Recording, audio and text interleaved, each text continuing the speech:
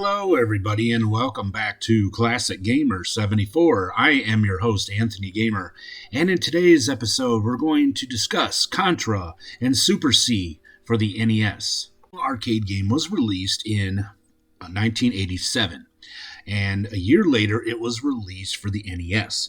Now, I'm one of those people that never played the arcade game, at least not first. I jumped right into the NES version when a friend of mine purchased it, and I'll tell you what, I was hooked from the minute I first picked up that controller. Here's a flyer that they passed out or gave to various arcades in hopes that they could entice them to buy or lease the Hello, NES. I'll tell you what, I don't even own an arcade, and that flyer makes me want to purchase the cabinet. Anyway, back to business. Now, the story behind the game is that in the distant future of the year 2633 AD, when the evil Red Falcon organization have set a base on the fictional Galuga archipelago near New Zealand in a plot to wipe out humanity, two commandos, Bill Reiser and Lance Bean, of the Earth Marine Corps' Contra unit, an elite group of soldiers specializing in guerrilla warfare, are sent to the island to destroy the enemy forces and uncover the true nature of the alien entity controlling them. Besides being one of the best known vertical run and gun games, and actually 3D behind, but we'll get to that in a little bit when I show you the game in its entirety, well, at least each level a little bit. One thing that stands out from this game and has kind of put it into immortal status besides the game itself is the cheat code that you put in at the beginning of the game. Now, even if you've never played this game, and hopefully we do got some young people that are watching this that would like to try it out after seeing this, you put in, as soon as the game starts, you put in up, up, down, down, left, right, BA, start. And then you start the game with 30 lives. And trust me, you're going to need them. I honestly have never met anyone that has beat this game other than that guy Mike that used to hang out with the Angry Video Game Nerd. I think he actually did. But honestly, I don't really know anyone that has ever beat the game without that cheat code. If you are one of those few people, let me know about it in the comments section below. Another cool feature about this game is that it's two-player co-op, and you can actually get 30 lives for both players. How you do it? Well, it's pretty easy. It's up, up, down, down, left, right, BA, select, start. And then you and your buddy will have 30 lives. And I believe 5 continue. So, yeah, unless you're really, really a bad player, you should be able to beat the game. So, speaking of which, I've done enough talking. I've been talking for over 3 minutes now. So, let's get into the game. And your first stage is the jungle. So here I am running around trying to kill everything in sight pretty much. Now you got enemies of all different kinds. You got these runner guys, you got guys throwing bombs at you, and occasionally you have these like little blimp things that pop out, and when you shoot those you can get one of 4 different types of guns. The best type of gun, and the one that most of us really like, is the spread gun.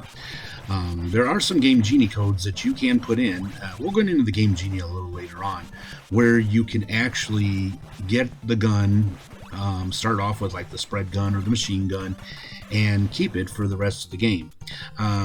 Most of the other guns, like that weird laser gun, that one's not really that great. But you can actually, you have unlimited ammo, which again is very nice. But anyway, so there's different types of enemies that you're going to come across, like these weird tank things, and they look like generals. I believe that's what they are. Sometimes when you shoot them, you can get like a weapon upgrade, get like I said, the machine gun or the spread gun. But like I said, it's a really fun game. You do a lot of jumping and shooting, laying down and shooting up. Like I said, yeah, you really got to keep on your toes on this game because everything is trying to kill you and stop you.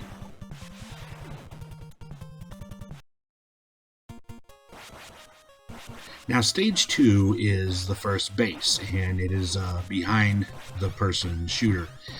Third person, I guess you could say. Third person behind the shooter. I'm sorry. This is a neat level too, and you're trying to like break the bomb, I guess, that's in each room to move on to the next one. And you got all kinds of stuff. You get upgrades there too, but then you've got these guys jumping around, shooting stuff at you. You got all kinds of crap. And then, of course, at the end of each of this level, you have like a mini boss that you have to fight.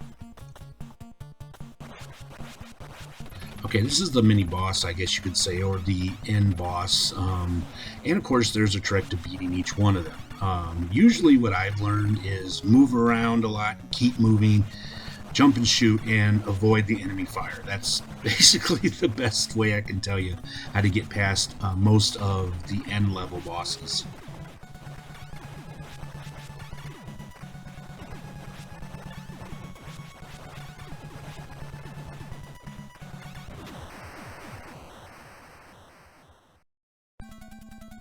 Okay, next up we have the waterfall level, and this is where it starts getting difficult. Like it wasn't difficult enough already. This one you have to keep moving up and up and up, and you gotta look out not only for enemy soldiers, but falling off a ledge. You have to move across these platforms, and oh yeah, this one's loads of fun. If you have the 30 lives up to this point, you may lose a few in this level because it basically is especially if you have two players, because sometimes you can leave your buddy behind if you're moving a lot faster than he is, and then he ends up dying at the bottom of the screen. So this one is basically memorization and just being alert of your surroundings. And after all that climbing, you are rewarded with having to fight this boss. This one's not too bad. Best thing to do here is when his arms freeze, shoot the arms, and then every time his mouth opens, blast him. And of course, keep your eye on the projectiles he sends to you. So, not a bad boss, definitely not the most difficult, but still, after what you've been through, it's kind of nice to have a not very difficult boss to have to defeat.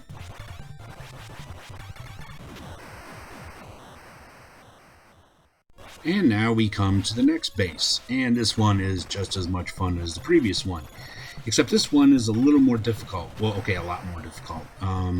You have the bombs that you have to blast through to get to blow up the wall, and sometimes they have that protective thing over them that you gotta blast, while at the same time looking out for enemy projectiles and enemies and all kinds of fun stuff. So yeah, this is a little more difficult than the previous base, for sure.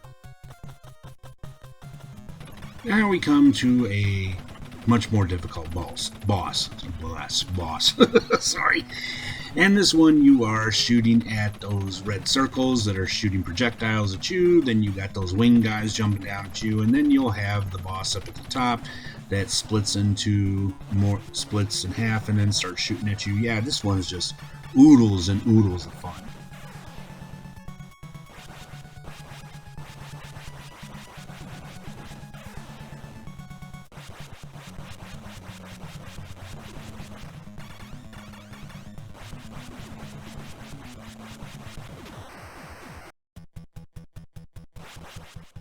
Now we come to the snow base. Gosh, this one isn't as difficult as it is frustrating, because on top of the regular enemies, you got these guys that you can't shoot at that are throwing grenades from behind these trees. Yeah, like I said, you see how this is getting more and more difficult as time goes on, and how it is damn near impossible to beat this game without the up, down, down cheat code. Honestly, though, if you have beat this, I would like to hear from you. I mean, if you've beaten this without using the cheat, because honestly, I just don't see it as being humanly possible. But I'm sure there's people out there that have done it. Now, if you have gotten past that really long last level, and you're now in the energy field, and if you've retained a lot of your lives, you're probably going to lose quite a few of them in this level. A lot of puzzle elements to this one, a lot of things in here that will kill you. This has got to be the level I think that I have lost the largest amount of lives, because this one is just frustrating as heck, and it's just easy to make mistakes. Best advice I can give you for this level: take your time. Don't be in a rush. Be aware of your environment. That's about the best I can tell you. What I said about the previous level being very difficult, I take it back. This is probably the most difficult level. You have these things that are coming down to squish you with spikes and stuff, and this one is more puzzle than anything else, and memorization and taking your time, because yeah, you're going to probably lose a lot of lives in this level.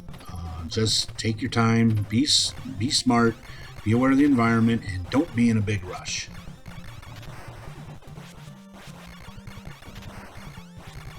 Nope, sorry, I'm not going to show you too much of the last level, but you'll have to just play it yourself if you haven't already.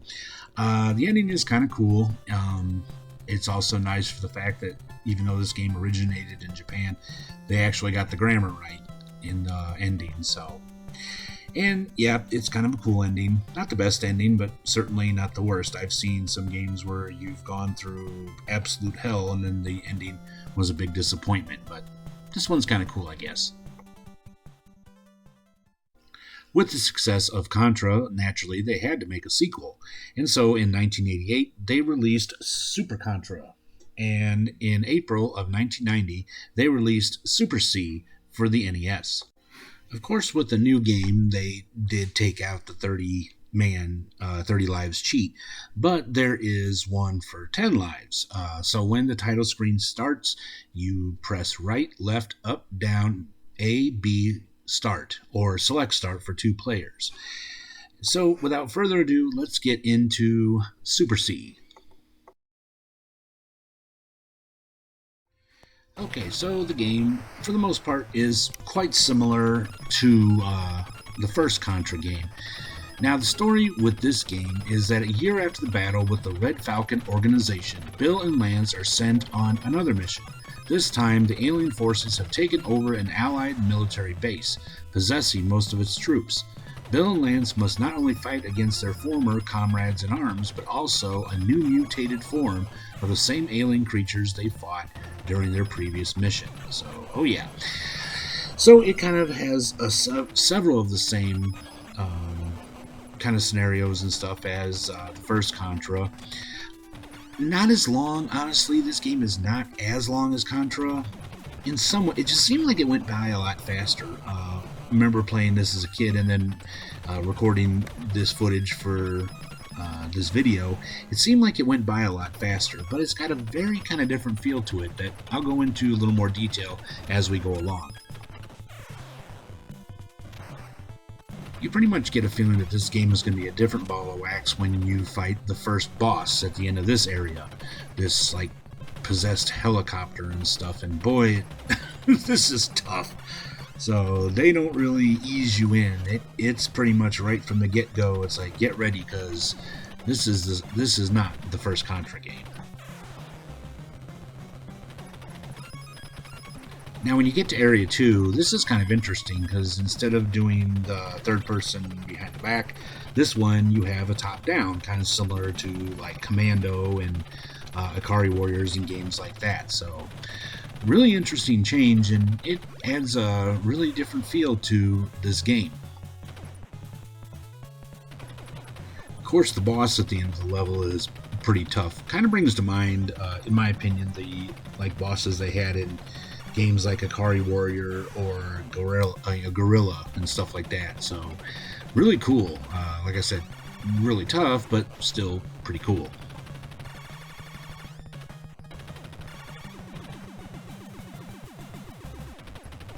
And the next area is like a jungle area. It may look kind of pretty, but it's pretty tough. One thing I hate about this level, stuff just pops up out of nowhere, like out of the ground. A turret will pop up and start shooting at you. So this is one to not be in a big hurry and kind of, like the previous game, kind of be aware of your surroundings. Try to memorize the level, when stuff is going to pop up, because it will definitely help you to save lives. And of course, the boss at the end of this level is ultra tough. You got this demonic droid that is shooting projectiles all over the place at you and trying to stomp you at the same time. Good luck. And if you think he is the end boss, you're actually wrong. You have to fight this monstrosity that is also kind of similar to the bosses from the first game, trying to blast this thing while it's blasting you. So, yes, I promise this is the this is the end boss for this area. And the next area is all kinds of fun. Remember the waterfall from the previous game? This is like that, except for this one's got a whole lot of more stuff and people shooting at you trying to kill you. So aside from worrying about falling off the ledge, you got all kinds of stuff that's trying to end your life. Now the boss at the end of this area is just should be illegal. This is just wrong. The way this thing drops those lasers at you and stuff. Oh god. This is probably where you're gonna spend a lot of your lives, and it's just gonna get more difficult from here on out. If you thought you did enough climbing in the last level, well, you're gonna do some more. So in Area 5, you are climbing up and up and up, and once again, being cautious of the ledges and all the fun stuff that's popping up trying to kill you. And at the end of the level, you are rewarded with this demonic kind of floaty thing that's sending out all kinds of stuff and dropping stuff on you to kill you. Oh, man.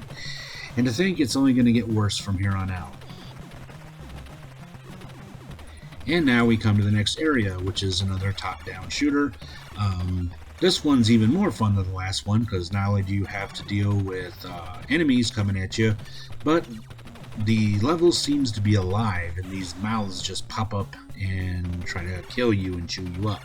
So, yep, all kinds of fun here. Luckily, the boss at the end of this level isn't too difficult, which was a surprise, actually, but just keep moving, keep shooting, and eventually you'll take him out and be ready for the next area.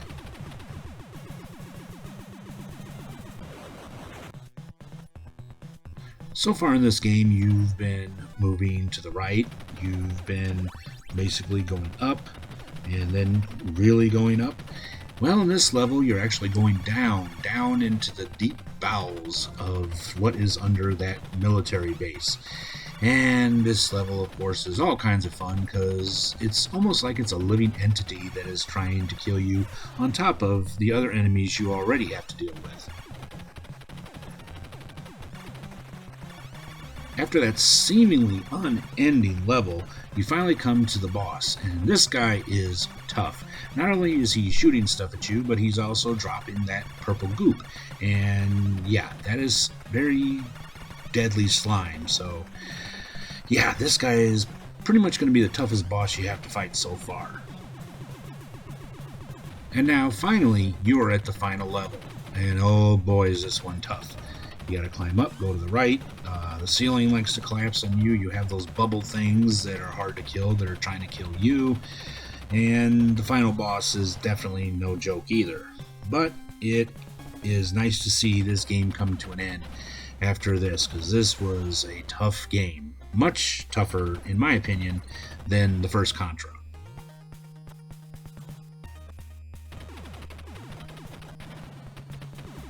And after all that, do you get a cool ending? No, you don't. All you get is this helicopter hovering and the credits roll. Wow. Yeah. Well, the game itself was really cool. The ending really sucks, but, you know, can't have everything, I guess. The legacy that these games left behind has been ongoing, as there have been several remakes of the game, and they've been on several different compilations over the years. For instance, on the DS, you have Contra 4 is a hidden bonus. Both the games are on that. It was released for the MSX. It was released for, let's see what else. I'm sorry. Xbox 360 had it for a while. PS2 had it. It was all on the Wii U, and they even had a phone version of it. Of course, we're not going to talk about the third game in this series. I've kind of covered that in the rare and valuable games. It's kind of like, we don't talk about Bruno. I mean, we don't talk about the third game because it sucks. But it is quite valuable, but it still sucks. In our next episode, we're going to take a little break from the NES and we're going to focus on some really cool WADs, or mods, I guess you could say, for the classic first person shooter game, Doom.